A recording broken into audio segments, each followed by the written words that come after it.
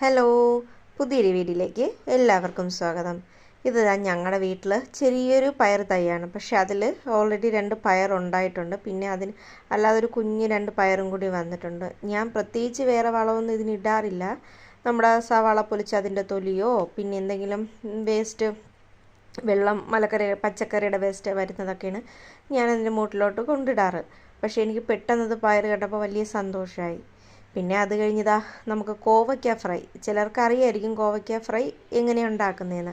അത് അറിഞ്ഞുകൂടാത്തവർക്ക് വേണ്ടിയാണ്. ഇതിൻ്റെ 2 സൈഡും ഇങ്ങനെ 2 അറ്റവും അരിഞ്ഞ് കളഞ്ഞതിന് ശേഷം ഇത് 2ആയി മുറിച്ച് പിന്നെ അതിനെ വീണ്ടും ഒരു 4ഓ 5ഓ കഷ്ണങ്ങളാക്കി മുറിച്ചതിന് ശേഷം അപ്പോൾ ഞാൻ മുറിച്ചുകൊണ്ടിരുന്നപ്പോൾ എൻ്റെ കയ്യിൽ നിന്ന് അത് ഒടിഞ്ഞു പോയി. അപ്പോൾ ഞാൻ വീണ്ടും അതിനെ ചെറുതായിട്ടൊന്ന് മുറിച്ചെടുക്കുകയാണ്. അപ്പോൾ ഇതെല്ലാം നമുക്ക് മുറിച്ചതിന് ശേഷം ഇതിൽ അരപ്പുകൾ ചേർക്കണം കേട്ടോ. അതാ ഞാനെല്ലാം മുറിച്ച് നന്നായിട്ട് ഒരു 4-5 കഷ്ണമാക്കി മുറിച്ചെടുത്തിട്ടുണ്ട്.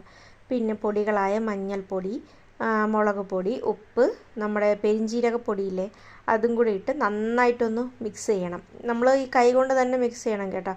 അപ്പോഴേ ഈ പൊടികളെല്ലാം നമ്മുടെ ആ കോവയ്ക്കയിൽ അങ്ങ് പിടിച്ച് ഒരു അരമണിക്കൂർ അല്ലെങ്കിൽ ഒരു 10 മിനിറ്റ് 10-20 മിനിറ്റ് ഇത് എത്രത്തോളം ഇരുന്ന് ഈ അരപ്പൊക്കെ പിടിക്കുന്നോ അത്രത്തോളം അത് നല്ല ഫ്രൈ ആയി നമുക്കത് കിട്ടും.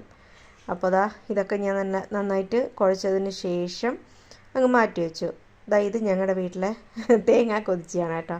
ഞാൻ എപ്പോൾ തേങ്ങ ഉടയ്ക്കുന്ന സൗണ്ട് കേട്ടാൽ ഓടി വന്നിരിക്കുക. ആശാത്തിക്ക് തേങ്ങ തിന്നാൻ ഭയങ്കര ഇഷ്ടമാണ്. അപ്പം ഞാൻ തേങ്ങ ചിരുകിയിട്ട് ചിരട്ട അങ്ങ് വെച്ച് കൊടുത്തപ്പോൾ പുള്ളിക്കാരിരുന്ന് കഴിക്കുന്നതാണ് കേട്ടോ. ഭയങ്കര തേങ്ങ കൊതിച്ചാണ്. തേങ്ങ കൊതിച്ചെന്ന് വെച്ചാൽ ഭയങ്കര തേങ്ങ തിരികെ അടച്ച് വെച്ചില്ലെങ്കിൽ പിന്നെ തേങ്ങ കാണത്തില്ല ഇവിടെ.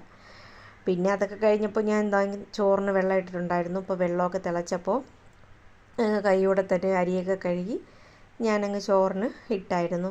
പിന്നെ അത് കഴിഞ്ഞ് നോക്കുമ്പോൾ 2-3 ദിവസമായി നമുക്ക് തലയിൽ തേക്കുന്ന എണ്ണ തീർന്നിരിപ്പുണ്ട്. അപ്പോൾ അതൊന്ന് കാച്ചണമെന്ന് വിചാരിച്ചു. അപ്പോൾ ഞാൻ റോഡിൽ കയറിയപ്പോൾ കൈതോന്നി കിട്ടിയായിരുന്നു. അപ്പോൾ കൈതോന്നി വെച്ച് അപ്പോൾ സത്യം പറഞ്ഞാൽ കൈതോന്നി കിട്ടാത്തത് കൊണ്ടായിരുന്നു ഞാൻ എണ്ണ കാച്ചാതിരുന്നത്. അപ്പോൾ കൈതോന്നി കിട്ടിയപ്പോൾ അതങ്ങ് കൈയോടങ്ങ് കാച്ചാമെന്ന് വിചാരിച്ചു.